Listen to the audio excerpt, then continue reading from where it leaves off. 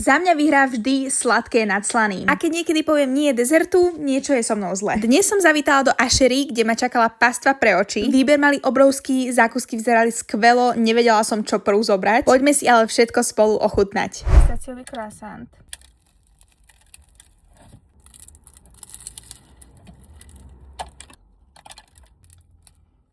Juzu mandarinka.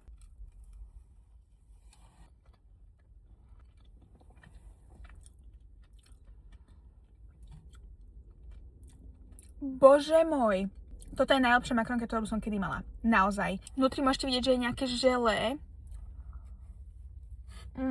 Toto je čokoládový zemiak.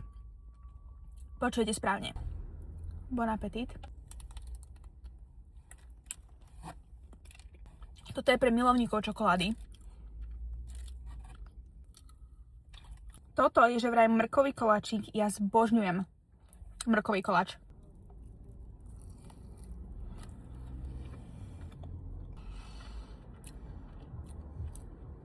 Hryz. Chutilo? Je to fajné. Ako posledné tu máme tento jahodový.